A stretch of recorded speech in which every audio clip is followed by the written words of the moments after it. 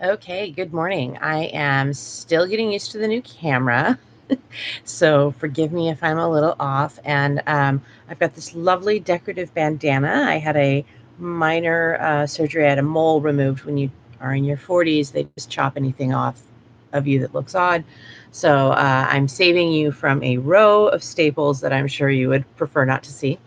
Um, it has been an interesting week. I have probably seemed a little distant and absent this week. I've been drafting a lawsuit, and that lawsuit was filed yesterday for ballot access. Um, at the end of the day, we put in a good faith effort. We may still meet ballot via traditional means, but it was close enough that we needed to make sure that we had another protected option. And the party system doesn't value independence. I've had several people tell me, oh, there's already, an independent on the ballot. How many do we need? Not recognizing that independents have a much larger spectrum of beliefs than the parties do, and that we're not interchangeable at all. I've had a few people tell me, oh my gosh, just independence shouldn't even be in politics. And that's not accurate. One of the things that I try very hard to do with this campaign is say um, an average middle class person not wrapped up in a party should be able to run for office. And with the pandemic, that just was very, very limited. So I'm going to talk about this for a few minutes. If you have any questions, feel free to drop the questions in the chat. It can take between 30 seconds and a couple minutes for them to pop up. So I will just sort of chat for a little bit. If you have any questions, drop them in. So the basic premise of the lawsuit, I sued 4 people. I sued Matthew Dunlap as Secretary of State. I sued Janet Mills as governor, and I sued Troy Jackson, who's the president of the Maine Senate, and Sarah Gideon, who is the Speaker of the House. So originally, I had thought to just do Janet and Matt, but I'm an attorney, so I stepped back and I thought, well, what would my defense be? And our legislature was in session at the beginning of the pandemic, and they did address some emergency matters. And there is a good argument for Janet and Matt that they didn't want to overstep the legislature, that statutes are a legislative question. And because it hadn't been addressed by the legislature, it may have been a reach. So I ended up putting everybody on there who sort of had responsibility. And I think this is something we don't talk about enough in democracy, or the way we run our government, is access. And not just access to voting, which is really important and obviously something that we struggle with across the country. Even registering to vote in Maine can be a little bit of a hurdle. I was registering voters yesterday at a Juneteenth celebration, and when you send things to the different towns, you have to make sure you have a copy of the license to send in, for example. But in the state of Maine, when you update your license address, they don't necessarily print you out a new license. So then you need a license and a utility bill. And, these are things that people don't generally have in their back pocket with them. They have to usually go out of their way to do. I apologize. I am turning off an alert that I thought was off. It's not as easy as it seems in a lot of states. There's a lot of voter suppression. There's also a lot of suppression of people participating in politics, period. It is very difficult if you are an individual who is inspired to run for office for whatever reason. For me, it was, okay, I'm an attorney. The law that I use every day, a lot of which happens to be federal, is getting really screwed up and it's hurting people. And so maybe we should have people who work with this go write it, since the people who are writing it don't seem like they've actually read it or use it, or know how it impacts people. But people get motivated to run for office for a variety of reasons. And what is that path? What do we want that to look like for our citizens? And so a lot of what I do with my campaign is not just, who I am, and I try to make that very transparent, but it's who should be able to participate. And I think for just about every election, anybody who wants to participate should be able to, with a good faith effort, have a chance to participate in elected office. Maybe not be, guaranteed elected office, but have a chance to participate. And the party system that we have has made that very difficult. I understand that logistically it would be incredibly prohibitive as running for president, accepting no contributions and not having a party or being independently a billionaire. That is, we have a huge country, 50 states. It is a big territory to cover. But for any other office, I think that you should be able to do it as just a citizen. So we did put a good faith effort in. If you go and look at the pleadings, which probably not a lot of people will do because it's pretty dry in legal pleadings. But if you go and look at the pleadings, you'll see that I said, look, we had approximately 2,500 raw signatures. Not all of those are going to come back. That's based on what I had in my hand and what volunteers called into me. So we had about 2,500 raw signatures the first week of March. So if you are a party candidate in the state of Maine running for the same office I am, which is United States Senate, you need 2,000. So we were right on there pacing with the other campaigns that had made ballot as party candidates. Around the 16th is the party deadline. And that's about when COVID dropped and became very disruptive to all of our lives. And from that point forward, I actually a couple days before that had told all of my volunteers, stop collecting, only collect from your immediate family members or people who you already have contact with. If you go to work and there's like 3 coworkers there and you want to ask them, that's fine, but don't increase your risk for this pandemic for a campaign. There's different schools of thought on that. I've had a few people be like, you should have just kept collecting. I personally do not feel like we could comply with the governor's emergency orders and collect. Certainly not during the beginning. Towards the end, there started being more mechanisms, and as things loosened up a little bit, there were more ways to collect.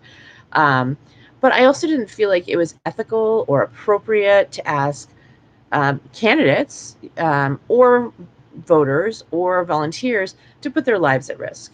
I don't think it's fair to say, politics are really important and this pandemic has now happened. So I want you to put your life on the line and risk not being there for your families to get some signatures. And that just didn't seem like what democracy. I want you to put your life on the line and risk not being there for your families to get some signatures. And that just didn't seem like what democracy should be. That seemed antithetical to what our government should be doing. Our government shouldn't be giving us the pain Olympics to run for office. That shouldn't be the mission. The ballot, I actually think most ballot thresholds should be lowered. But where they are, they have something where, 4,000 signatures is in a non-pandemic time for one person without volunteers. It is doable. It is a full-time job and really a bother, but it is doable. It would be a full-time job for about 5 months for one person. I didn't do it all. I had some wonderful volunteers at one point in time.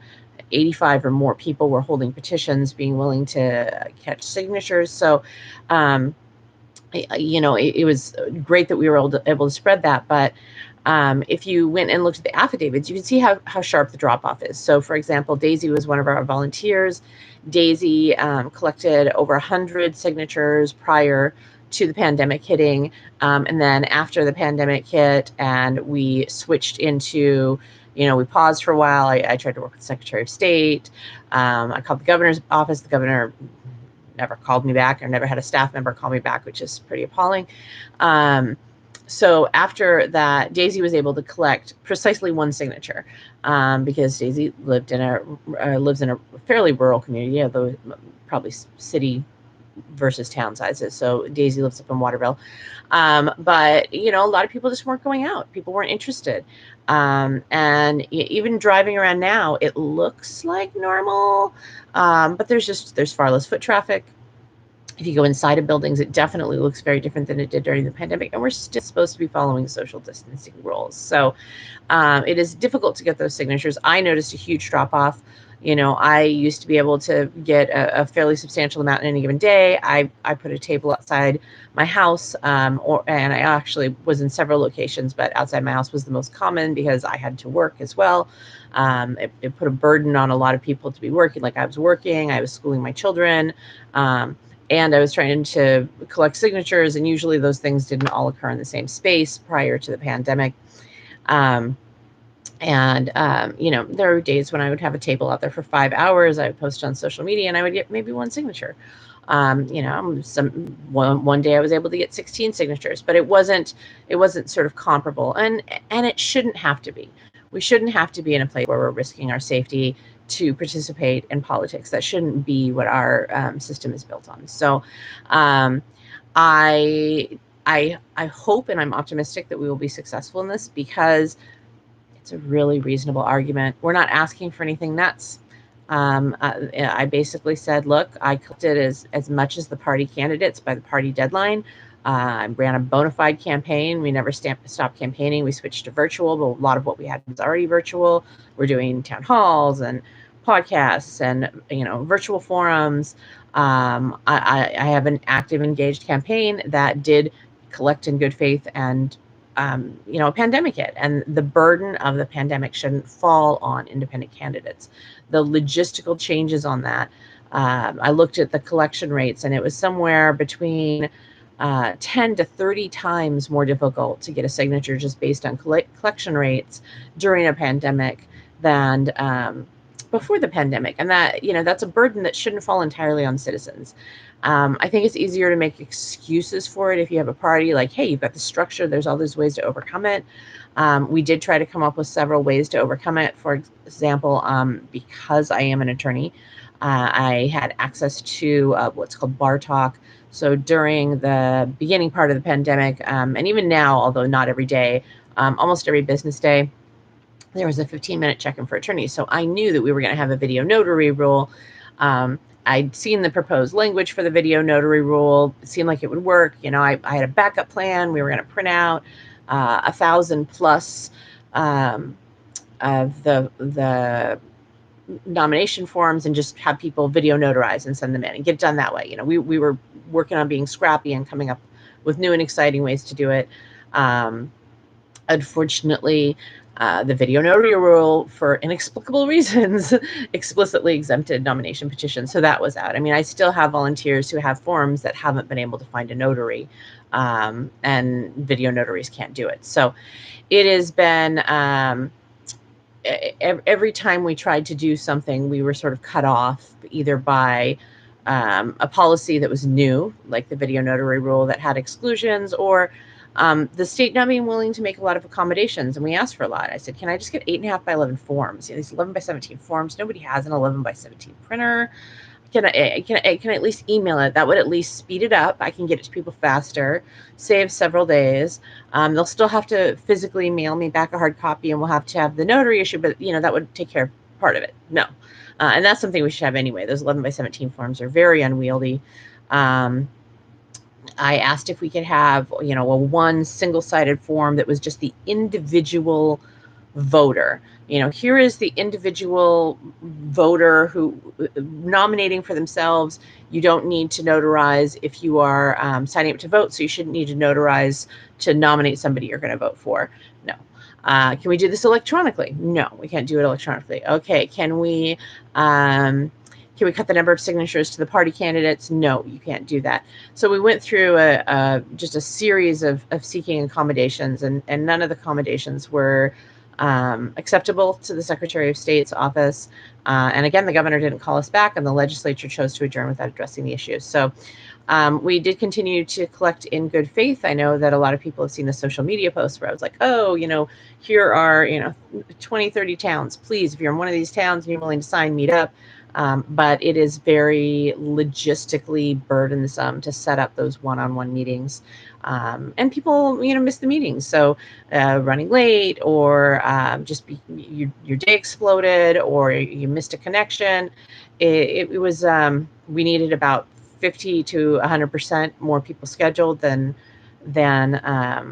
signatures than we needed, and you need more signatures than the actual count, because not all of them will certify. So I'm optimistic that we will prevail in that. It's a good faith lawsuit on a good faith effort, and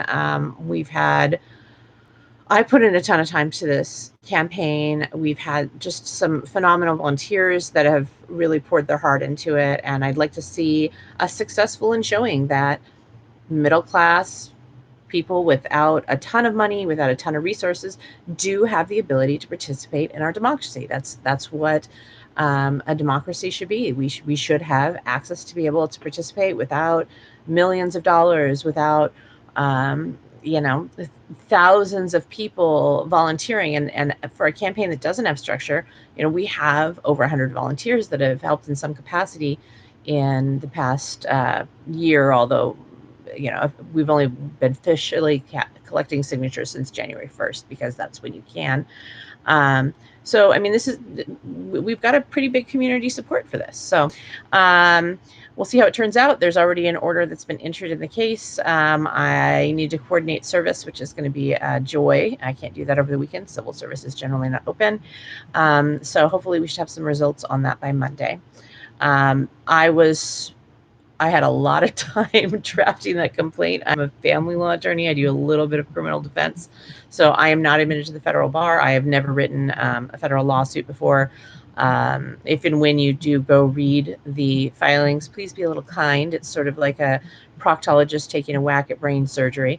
That's just not the area that I have worked in traditionally. I work with a lot of federal law, but not with a lot of federal filings.